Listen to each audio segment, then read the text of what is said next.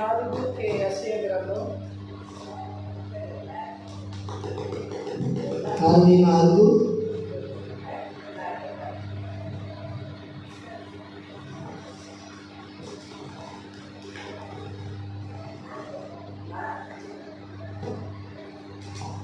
64లో 2వ వచనం.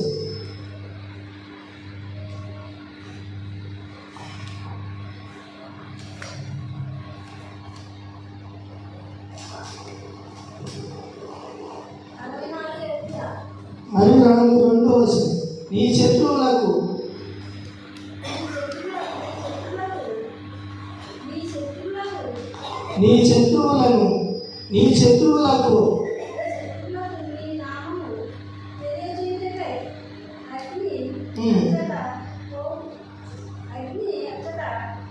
అగ్ని గచ్చపొదలు అచ్చట ఎవరు నేర్పారు?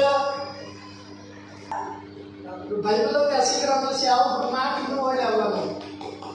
సేవకుడు మాట వెళ్ళాను కదా. ఇది బట్టి నాకు వాక్యం వచ్చింది. కాబట్టి ఎక్కడ వచ్చింది? పౌలు గారు కూడా పౌలు కూడా పడిపోయినప్పుడు ఆయన దగ్గర సేవకుడు దగ్గర లొంగాడు. అక్కడ లొంగి ఉన్నాడు అన్నమాట. ఈయన అప్పుడు చెప్పేశాడు. ఇది ఇప్పుడు అదే ఇప్పుడు మరి చదువు. నీ శత్రువులకు నీ నామమును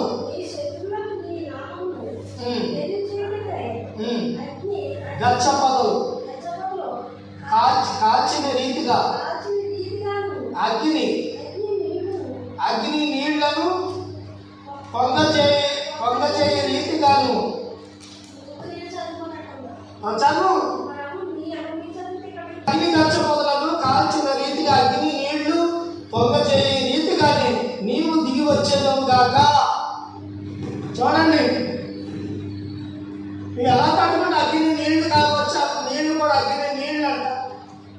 అగ్ని నీళ్ళు గోదావరి మొత్తం అగ్ని పొంగొచ్చినట్టుగా నీళ్ళే వస్తాయంట. అగ్ని నీళ్ళు శత్రువుల మీద మాట వినకపోతే ఎవరైనా మాట వినకపోతే రేపు అగ్ని చూడు గచ్చపొదలు కాల్చిన రీతిగా పొదలైన చేత కాల్చేస్తారు.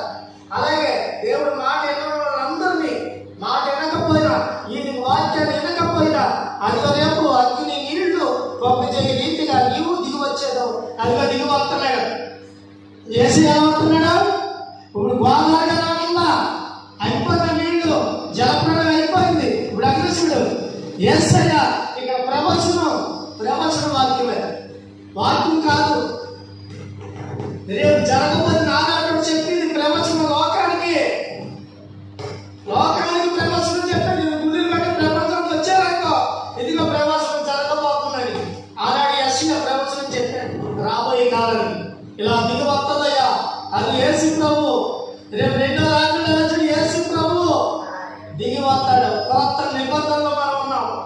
ఆనాడు కొత్త నిబంధన గురించి యెషయా చెప్పాడు, ప్రవచించాడు. యెషయా భక్తుడు ప్రవచించాడు.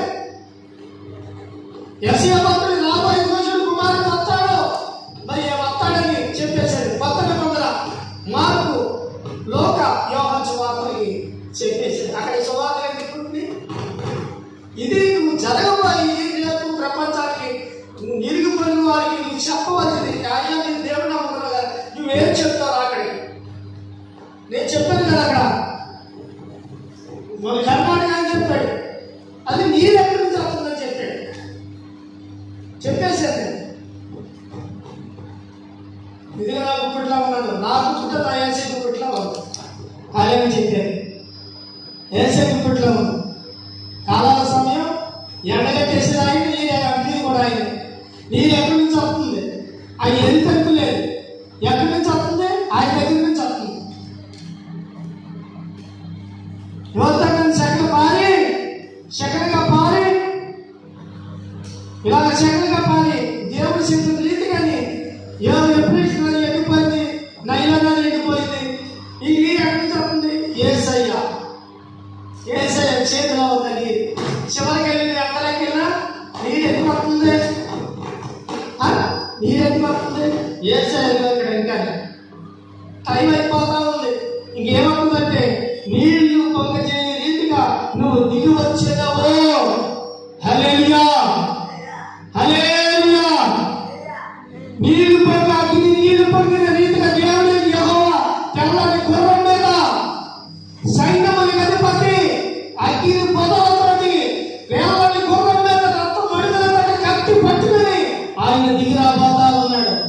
హల్లెలూయా.